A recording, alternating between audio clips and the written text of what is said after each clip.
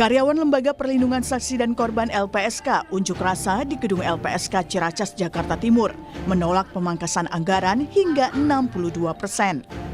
Menurut pegawai, pemangkasan 62% dari anggaran senilai 220 miliar rupiah akan berdampak pada operasional LPSK, termasuk kualitas perlindungan terhadap para saksi dan korban. Pemenuhan bagi saksi dan korban ya. Ini perkiraan analisa kami sementara ini dengan anggaran yang sekitar 80 miliar tersebut mungkin hanya bertahan beberapa bulan, mungkin bisa hanya sampai bulan April atau Mei. Jadi dan itu tentu kan akan merugikan hak saksi dan korban ya dalam memberikan pelayanan dari LPSK. Itu sih Mas, jika anggaran tetap di angka 80 miliar. Pemangkasan anggaran juga terasa di Komisi Yudisial.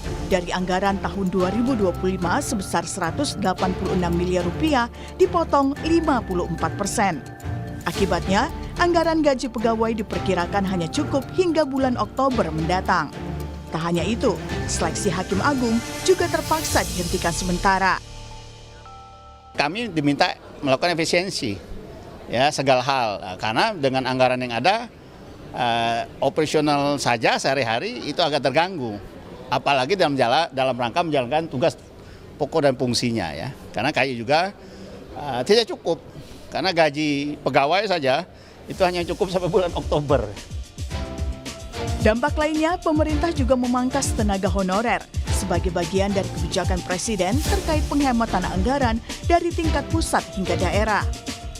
Wakil Menteri Dalam Negeri Bima Arya bilang pemangkasan tenaga honorer dilakukan berdasarkan kebutuhan. Dari efisiensi ya, yang pasti kita pastikan yang pelayanan mendasar wajib itu tidak dipotong, tunjangan juga, tetapi kan kita lakukan screening gitu. Ya kalau ada kontrak-kontrak honorer yang memang masih bisa dihemat ya kita lakukan penghematan. Berdasarkan surat Kementerian Keuangan, ada 16 item yang perlu dipangkas dari anggaran kementerian dan lembaga. Yang terbesar, efisiensi alat tulis kantor atau ATK yang mencapai 90%. Dan penghematan lainnya seperti sewa gedung, kendaraan dan peralatan sebesar 73,3%. Sebelumnya, Presiden Prabowo memang minta penghematan anggaran hingga lebih dari 300 triliun rupiah. Penghematan diperlukan, salah satunya demi program makan siang gratis. Meski begitu, Prabowo menyebut ada pihak-pihak yang tak senang dan berusaha melawan kebijakannya.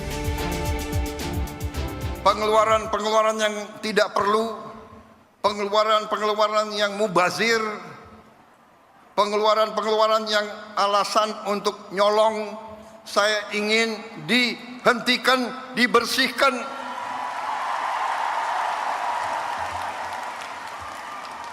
Ada yang melawan saya. Dalam birokrasi merasa sudah kebal hukum, merasa sudah menjadi raja kecil. Mau menghemat uang itu untuk rakyat, untuk memberi makan untuk anak-anak rakyat. Lalu, apakah sebanding memangkas anggaran operasional pemerintahan dengan makan siang gratis? Tim Liputan Kompas TV.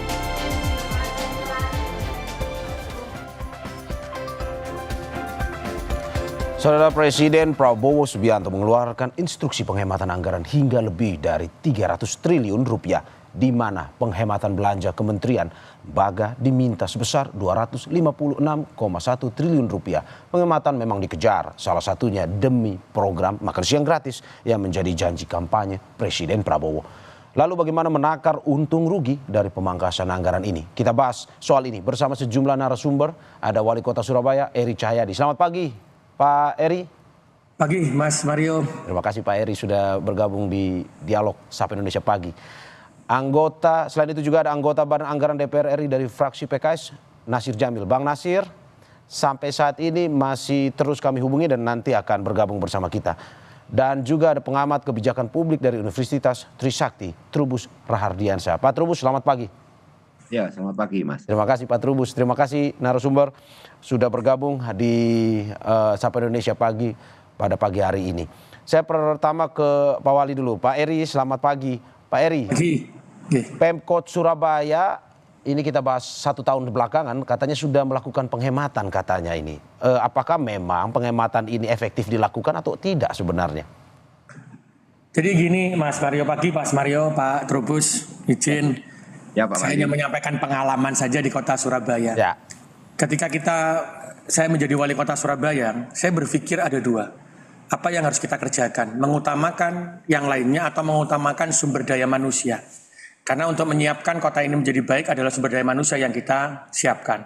Pada waktu itu yang namanya stunting di tempat kami 28,5%. Pengangguran terbuka 9,6%. Kemiskinan 7,6%. Disinilah tujuan negara sebenarnya hadir itu adalah mengurangi kemiskinan, mengurangi stunting, mengurangi angka kematian ibu dan anak, menurunkan Gini rasio, menaikkan IPM dan sebagainya itulah.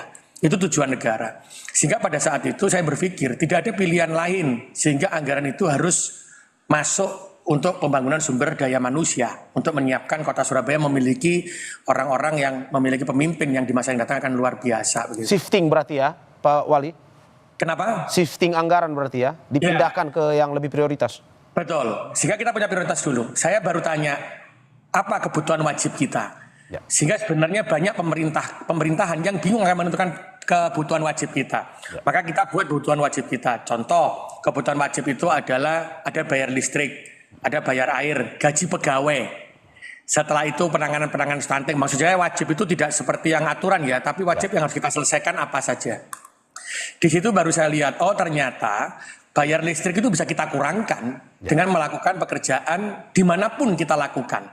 Sehingga pada waktu itu saya melakukan pekerjaan itu tidak lagi di kantor, tapi di balai RW.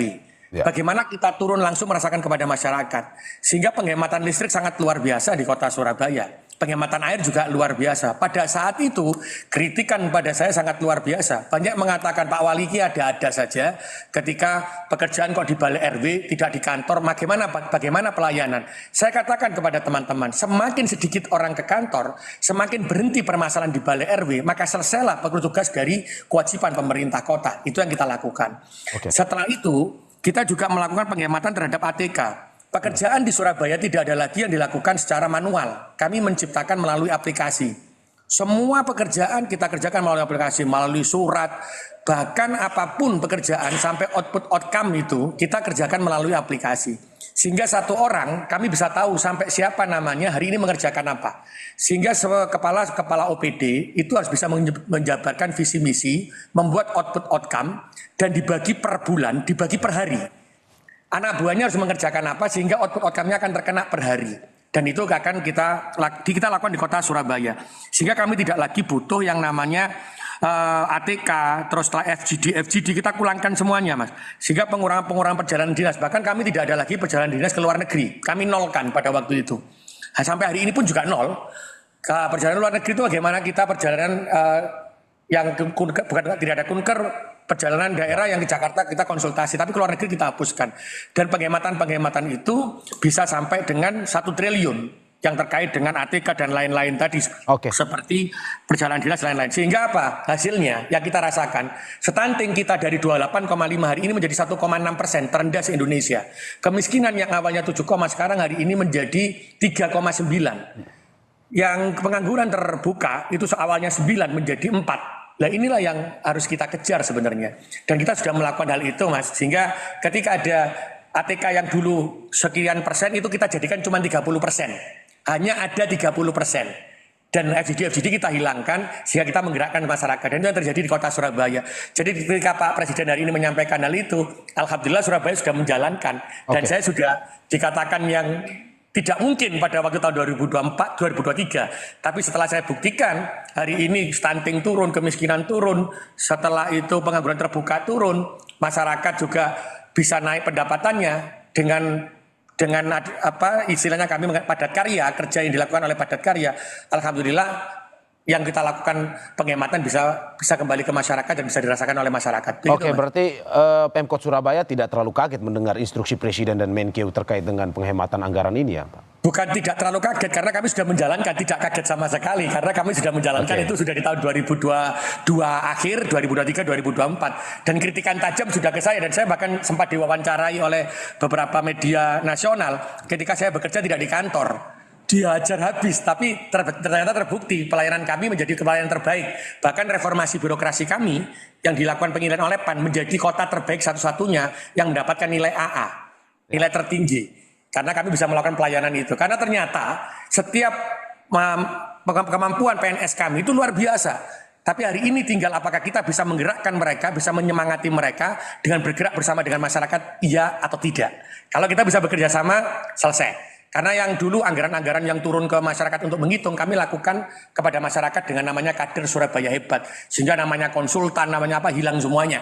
Sehingga hari ini yang membangun mendata stunting, mendata kemiskinan, mendata penyakit apa di kampung itu adalah kader Surabaya Hebat, orang-orang Surabaya yang satu orang memegang 20 rumah di kota Surabaya. Oke, Begitu, Pak, tapi sebelum saya ke Pak Trubus, saya ingin bertanya, bagaimana kita mengentaskan pengangguran, sedangkan ini honorer ketar-ketir juga nih melihat itu. Dari Pemkot Surabaya bagaimana?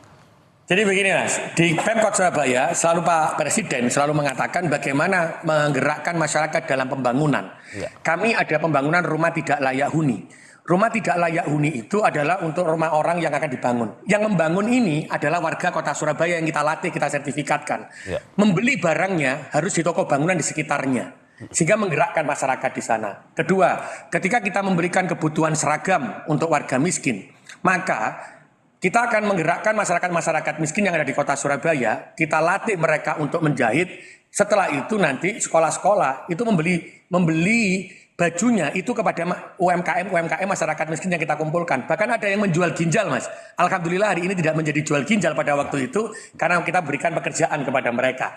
Ya. Dan orang miskin bisa seperti pembuatan paving.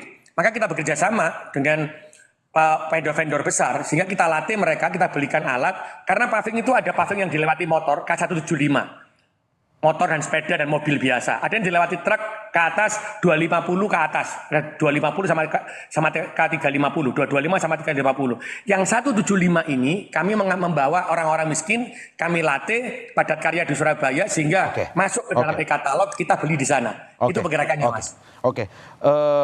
Dari Pak Trubus sendiri melihat ini ada beberapa hal yang sudah dilakukan Pemkot Surabaya, tapi juga nasional ada memang pemerintah daerah terkait juga dengan ada kementerian yang memang masih pusing juga dengan efisiensi anggaran ini. Pak Trubus melihat untung ruginya di mana sebenarnya?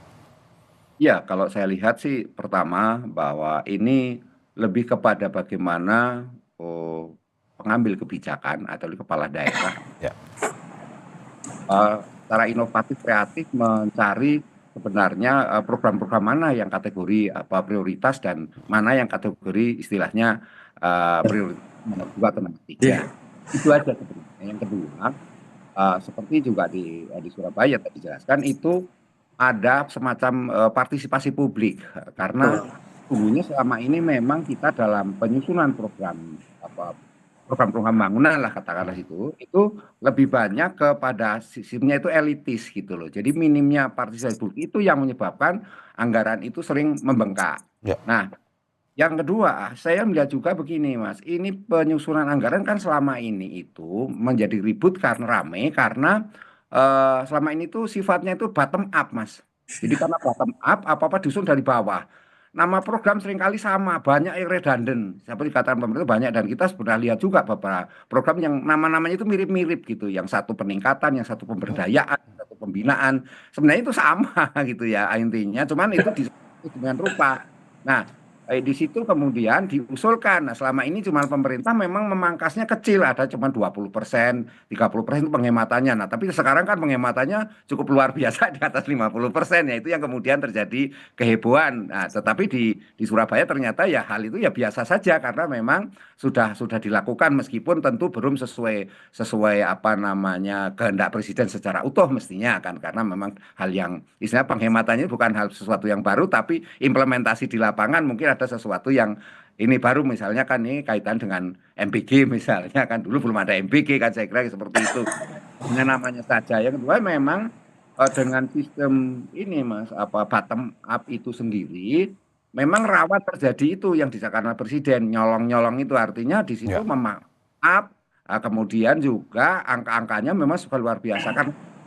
Kalau kita berpikir cara-cara apa namanya inovatif, progresif, sebenarnya yang kalau mau dibikin yang lebih bagus ya bisa saja dalam arti ketika anggaran itu sisir sedemikian rupa dan cara-cara apa bottom up itu di mix dengan top down gitu. Jadi ada yang ditetapkan dari pemerintah pusat yang Oke. seperti apa.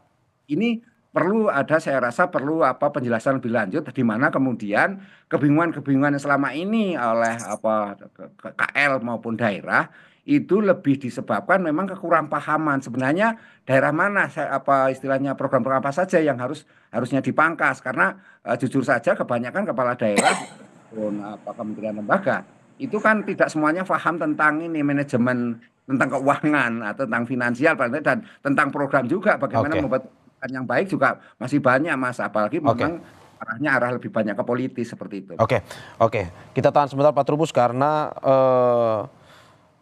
anggota Badan Anggaran DPR RI dari fraksi PKS Nasir Jamil sudah bergabung bersama kita. Bang Nasir, selamat pagi Bang.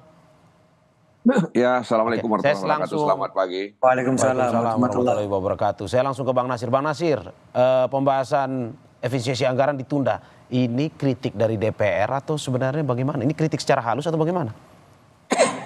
Iya, ini kan maaf. Jadi ya sebenarnya dalam pembahasan APBN 2025 di tahun 2024 yang lalu juga mengalami defisit sebenarnya. Ya. Artinya rencana pendapatan kita dengan rencana belanja kita itu kan defisitnya sekitar 616 triliun.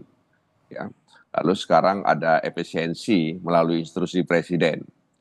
Ya, kita waktu itu tidak pernah mendengar atau tidak pernah berprasangka bahwa ada efisiensi seperti ini meskipun kita waktu itu mengalami defisit saat menyusun RAPBN 2025. Meskipun hal-hal seperti ini juga pernah terjadi di tahun-tahun sebelumnya, ya dalam beberapa atau 2 tahun atau 3 tahun terakhir ini sering kan terjadi semacam pemblokiran secara otomatis yang terjadi di kementerian lembaga, ya dan sekarang ini kan langsung pemotongan begitu, ya yang tidak tahu apakah itu akan dibuka kembali atau ada penambahan kembali atau tidak begitu.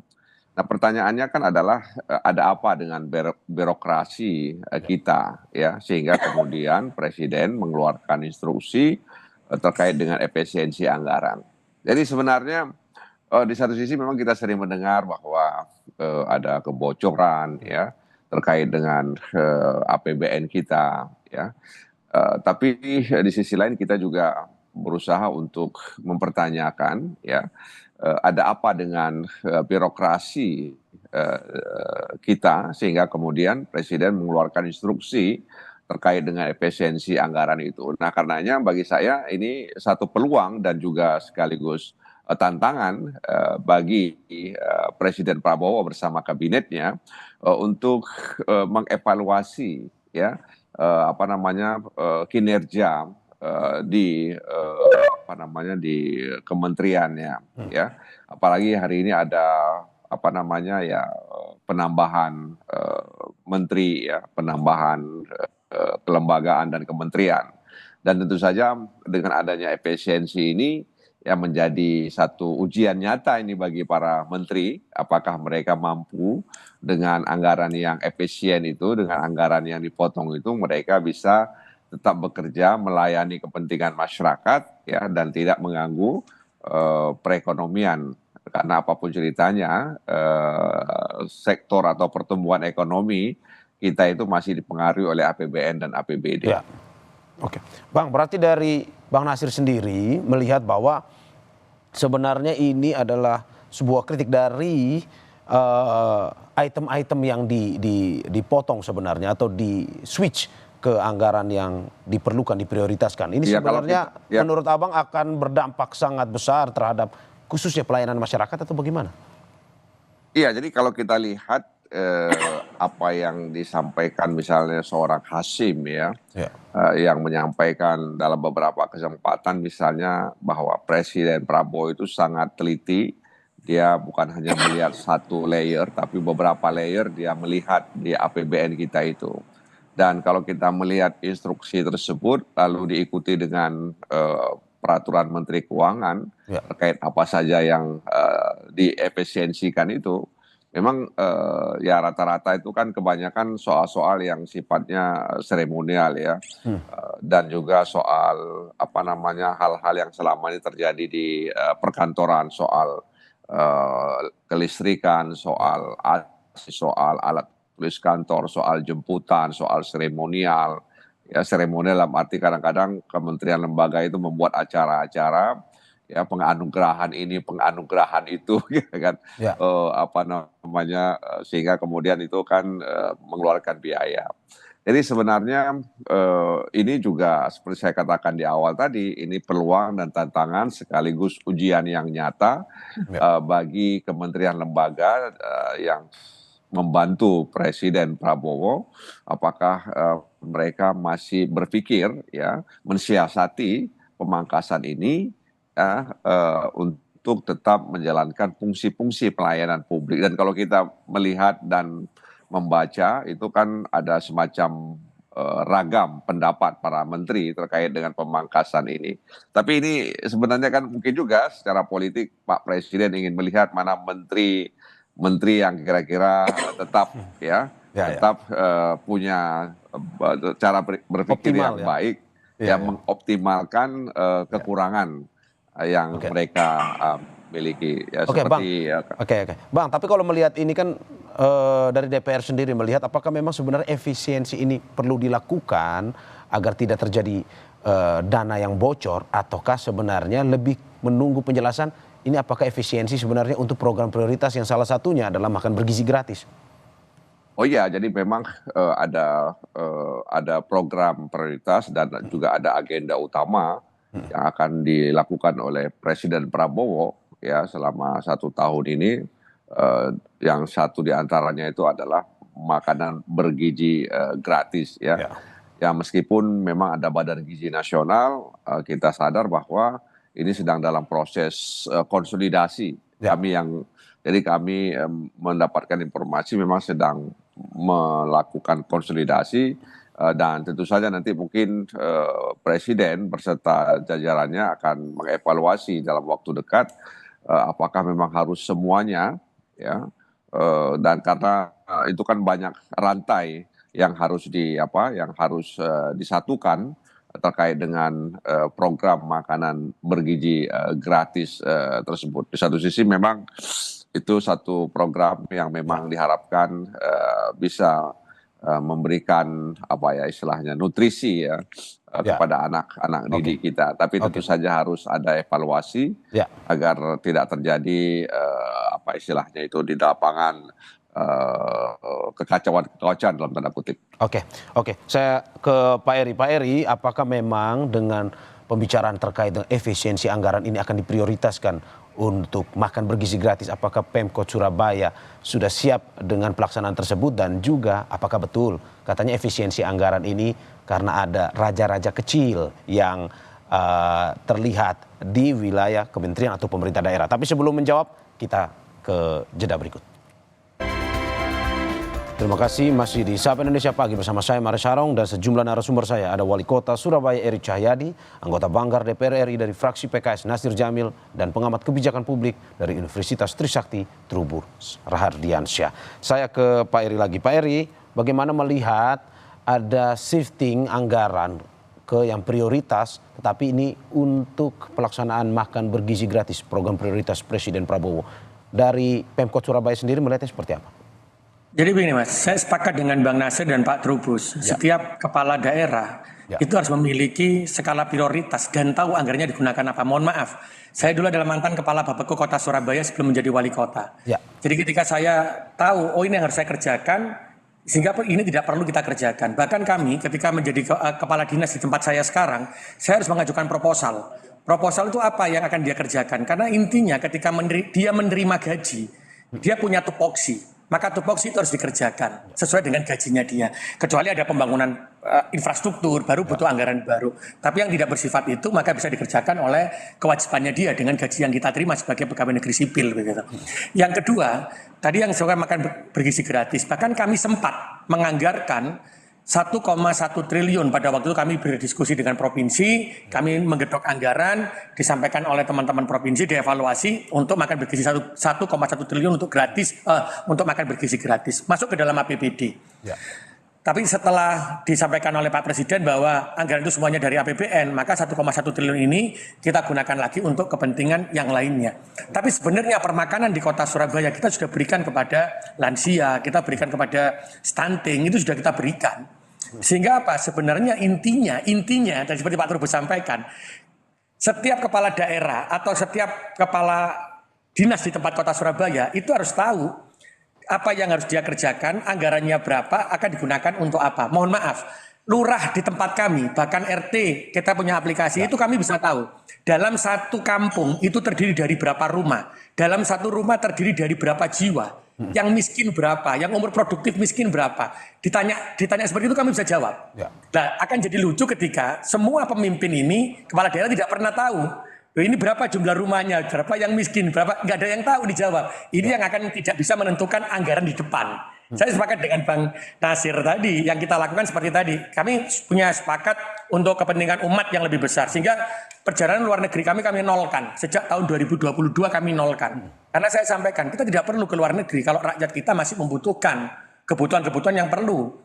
Kita tidak perlu FGD yang perlu kasih goodie bag yang isinya macam-macam. Tadi Bang Nasir tadi sampaikan, ketika kami ada penganggaran ya kami cukup kasih nasi kotak, begitu aja ketika ada penghargaan. Ya. Bahkan ada yang tidak perlu diberikan nasi kotak. Jadi intinya, betul Pak Trubus tadi, kita ini mau apa sebagai kepala dinas pemimpin daerah ini seperti apa? Tapi yang mohon maaf Mas Mario, kami ketika menentukan kepala dinas tadi, itu kami lakukan proposal, kami tampilkan, dinilai oleh publik, dinilai oleh wartawan. Sehingga mereka tahu kepala dinas ini pantas atau tidak dengan anggaran yang dia punya. Dan saya yakin ini belum ada di Indonesia, tapi ya saya harus berani lakukan itu.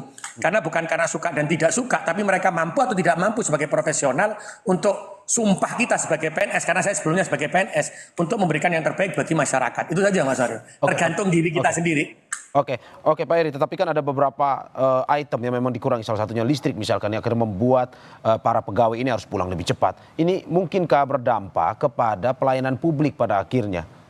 Oh tidak Mas, tadi saya katakan pelayanan publik saya sudah menggunakan aplikasi, bahkan pelayanan adminduk saja kami lakukan di Balai RW.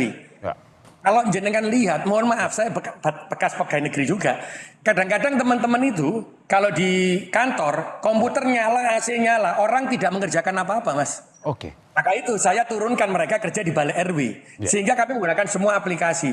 Ketika menggunakan aplikasi, warga itu kami ajarkan, tadi Pak Trubus menyampaikan peran masyarakat, sehingga kami mengajarkan RT bagaimana menggunakan aplikasi ketika ada orang mengurus KTP, cukup ke RT-nya dibantu, kalau tidak ke Balai RW kami bantu lewat aplikasi, masuk kami proses, sehingga yang di kantor tidak perlu banyak orang. Ataupun dia bisa kerja dimanapun, tapi menggunakan aplikasi untuk memproses itu, dan itu sudah berjalan di kota Surabaya. Dan itu kami lakukan. Awal-awal kami memang dikatakan oh tidak mungkin, tapi hari ini mungkin. Karena terlibatnya masyarakat itu menentukan apakah pemerintah itu bisa berjalan atau tidak. Kalau pemerintah mengatakan tanpa keterlibatan masyarakat kita berjalan karena keberhasilan kita, itu omong kosong. Pemerintah kota itu tidak akan pernah berhasil melakukan itu. Tapi kami melibatkan masyarakat bagaimana RT lewat aplikasi. Bahkan RT mengajukan izin itu apa mengajukan untuk mengajukan KTP atau KK cukup pakai klik aplikasi langsung masuk ke tempat kami proses. Sehingga kami sudah mengatakan kerja dimanapun tidak harus di dalam. Ketika ada orang yang tidak mampu mengajukan izin maka datanglah ke Balai RW. Kalau tidak mampu baru datang ke dinasnya. Itu yang kita lakukan Mas Mario. Oke. Bang Nasir, ini melihat kalau dari Pemkot Surabaya sendiri memang sudah siap karena memang sudah ada setahun ini mereka melakukan efisiensi anggaran dan ketika ada instruksi seperti ini ya mereka lebih bisa berjalan mungkin saja tanpa ada hambatan. Tetapi kalau misalkan secara nasional, ini Ketua Komisi Yudisial kemarin curhat katanya efisiensi anggaran ini membuat mereka harus berpikir bahwa menggaji pegawai saja hanya bisa sampai Oktober. Nah ini apakah memang sebenarnya sangat berdampak pada akhirnya untuk kesejahteraan para pegawainya juga atau bagaimana? Termasuk honorer-honorer ini yang juga saat ini ketakutan bagaimana nasib mereka. Iya, jadi memang harus kita akui juga terlalu Ya, banyak prioritas pembangunan yang ingin dilaksanakan dengan keterbatasan anggaran tersebut ya. ya, Dan kita juga memahami bahwa setiap kementerian lembaga itu menginginkan agar program dan kegiatannya itu menjadi prioritas ya, pembangunan sehingga anggaran yang tersedia itu kadang-kadang dibagi dengan porsi-porsi kecil ya. dan tentu saja itu habis untuk belanja pegawai ya, belanja operasional dan belanja barang dan jasa. Jadi seperti yang saya katakan tadi seperti Komisi Yudisial memang mereka menyampaikan salah satu problemnya itu adalah soal seleksi calon hakim agung Hakim Agung ya. ya yang akan menjadi hakim agung dan tentu saja ini erat kaitannya dengan proses penyelesaian perkara-perkara yang masuk di Ya. Mahkamah Agung. Di satu sisi masyarakat juga membutuhkan peradilan yang cepat ya, sehingga kemudian keputusannya itu bisa dibuat dan diketahui oleh para pencari keadilan. Jadi tadi misalnya Pemko Surabaya mengatakan mereka bisa bekerja di luar kantor ketika ditanya soal pembatasan jam kerja. Work from anywhere itu saya pikir sudah dilakukan oleh Pemko Surabaya ya dengan teknologi yang hari ini berkembang kita bisa memanfaatkan itu. Jadi sekali lagi terkait soal belanja pegawai dan memang di beberapa kementerian lembaga itu terasa ya. Misalnya nanti mereka akan berhadapan dengan pegawai apa yang disebut dengan P3K itu ya. Dan ini berdampak sebenarnya ya bagi kementerian. Dan jadi memang sekali lagi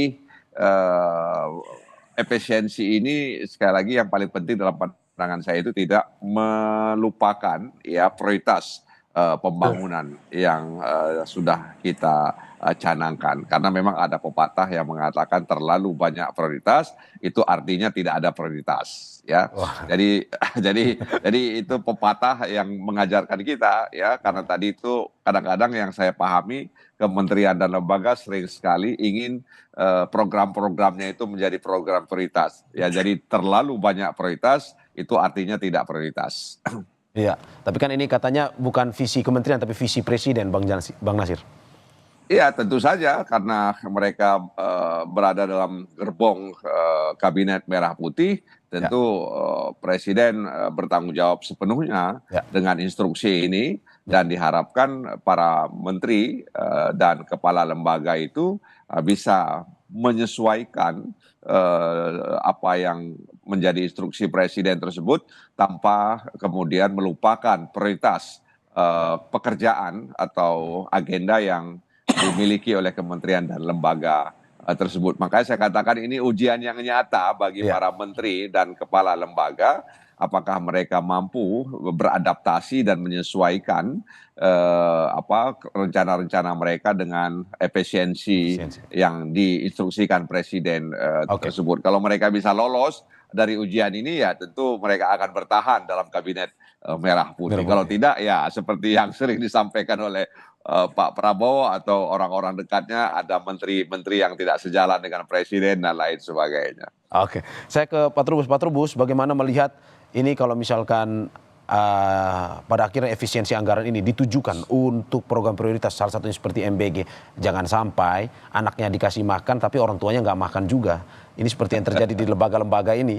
Komisi Yudisial mengatakan ya susah menggaji hingga bulan Oktober. Nah, Anda melihat bagaimana ini ke depan? Ya, menurut saya ke depan memang dibutuhkan satu kembali persoalan skala prioritas dan inovasi dari seorang pimpinan. Oleh karena apa? Karena nanti kita lihat bagaimana kemudian ketika program yang diamanahkan oleh presiden itu tetap bisa berjalan sampai akhir nanti dan akhirnya berkelanjutan. Tetapi yang kedua juga memikirkan bagaimana kemudian agar cara pandang yang mengatakan bahwa anak-anaknya makan tapi bapaknya nggak makan atau orang tuanya meriang itu ya memang harus segera istilahnya dimitigasi sedemikian rupa cara berpikir-pikir yang konvensional itu agar kita memikirkan bahwa kita hidup di masa depan gitu. Dalam arti bahwa semua anggaran memang peruntukannya untuk program-program prioritas khususnya MBG dan misalnya cek kesehatan gratis yang membutuhkan anggaran besar juga. Jadi dalam hal ini memang pemerintah punya kewenangan, artinya presiden sebagai panglima terdepan, artinya bertanggung jawab semua jalannya pemerintahan ini. Tentu program-program yang bagus akan tetap istilahnya diingat oleh masyarakat dan didukung oleh masyarakat. Nah, sepanjang dukungan masyarakat tinggi seperti katakan Pak Wali Kota tadi, memang akan tetap berlangsung dengan cukup baik, artinya respon masyarakat sangat tinggi. Cuman memang ini dampak-dampak, ini kan dampak itu ada dampak sifatnya linier ya. Yang linier itu bisa diprediksi. Nah, tentu ini yang bisa diprediksi misalnya soal P3K, pegawai honorer dan sebagainya itu memang harus dihitung sedemikian rupa sesuai dengan kebutuhan, apalagi sekarang ini kan kita menerapkan SPBE, jadi sistem pelayanan berbasis elektronik. Nah, karena sistemnya digital elektronik, semua pelayanan publik harus diarahkan ke sana, dan kita sebenarnya sudah memulai era Pak Presiden Joko Widodo sudah dicoba itu, tapi memang terkendala oleh kondisi jaringan dan sebagainya dan infrastrukturnya belum memadai, tetapi baru sekarang saya katakan sudah memadai dan ke depan lebih memadai lagi dengan adanya berbagai istilahnya aplikasi-aplikasi dan provider-provider yang sudah disiapkan. Nah, dalam hal ini tentu semuanya ke sana. Nah, yang lain juga bagaimana kemudian dampak-dampak yang efek domino nanti misalnya terjadi banyak program-program yang terpaksa harus dieliminir atau kemudian ada yang merasa termarginalkan, merasa tidak diprioritaskan lagi. Nah, ini memang perlu ada semacam ini juga pembenahan mengenai struktur birokrasi. Itu penting sekali karena selama ini memang di publik itu banyak sekali kritikan-kritikan karena bagaimana presiden menambah kementerian lembaga, tetapi kemudian secara otomatis juga kemudian melakukan istilahnya pemangkasan yang besar-besaran di atas 50% lagi. Ini yang menyebabkan istilahnya tanda petik kemarahan dan emosi yang saya rasa kemudian kita lihat bagaimana kemudian presiden pun menanggapinya dengan yang juga gitu. Saya singkat saja terakhir Pak Eri, bagaimana Anda melihat ini optimis sebenarnya atau tidak pada pemerintah daerah lainnya ini mencontohi Surabaya yang sudah lebih dahulu melakukan efisiensi dan juga efektif pada saat instruksi ini keluar.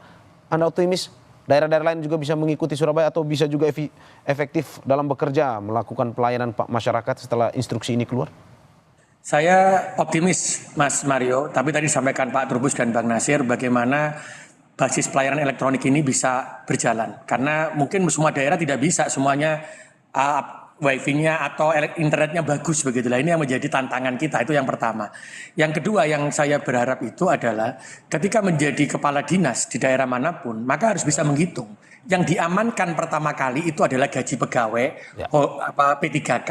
Setelah itu sisanya apa yang akan dikerjakan oleh mereka itu harus sesuai menunjang visi misi dari wali kotanya atau kepala daerah.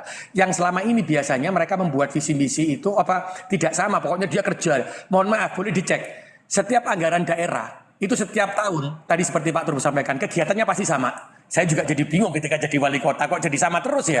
Harusnya kan berbeda. Kalau ini sudah tercapai dan itu sudah tertuang dalam RPJMD 5 tahunan, maka dia harusnya bisa.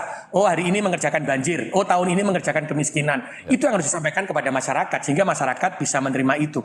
Kalau kepala dinas tidak bisa mengetahui itu dan cilakannya kepala daerah juga tidak mengetahui itu menjadi bumerang bagi pemerintahan untuk menjadikan pemerintahan yang baik. Itu saja Mas. Jadi harus tahu anggaran dan tahu skala prioritas dan tahu mana belanja wajib, mana setelah ada sisa, mana yang menjadi prioritas dituangkan dalam RPJMD sehingga 5 tahun visi misi dari kepala daerah terwujud atau presiden. Oke.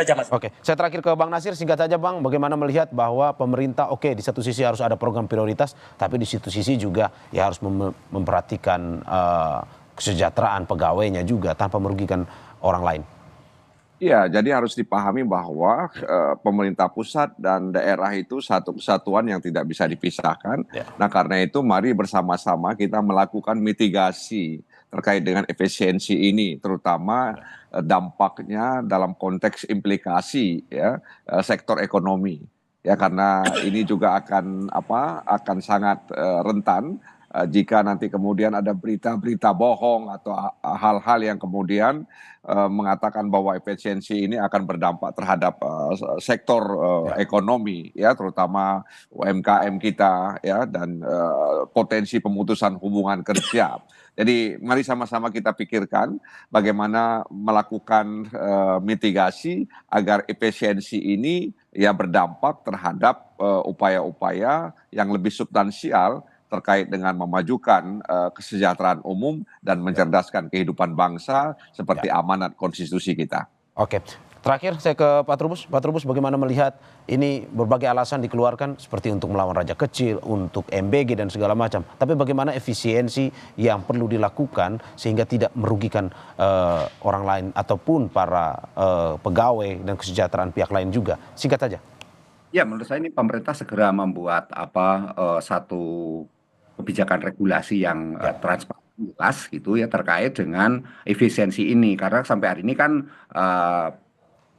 kementerian maupun lembaga dan daerah masih menunggu, karena ini kan mau berubah sifatnya top down kan, karena sifatnya top down artinya pemerintah pusat sudah merumuskan kebijakannya apa saja dan tinggal nanti membreakdown ke bawah, mensosialisikan kepada kementerian lembaga, termasuk di dalamnya internalisasi terkait dengan program-program yang memang sudah ditetapkan oleh pemerintah pusat. Itu saja Mas, dalam arti bahwa semuanya cara berpikir bottom up itu sudah harus ditinggalkan dan harus diganti lagi dengan cara berpikir yang namanya top down itu, sehingga semuanya ditentukan oleh pemerintah pusat, dalamnya presiden yang menentukan. Menurut saya itu Mas. Oke, terima kasih Bapak-Bapak atas apa yang disampaikan. Terima kasih Wali Kota Surabaya Eri Cahyadi atas apa yang disampaikan pada pagi hari ini. Terima kasih juga anggota Badan Anggaran DPR RI dari fraksi PKS Nasir Jamil, dan juga terima kasih pengamat kebijakan publik dari Universitas Trisakti Trubus Rardiansa. Sehat-sehat selalu Bapak-Bapak.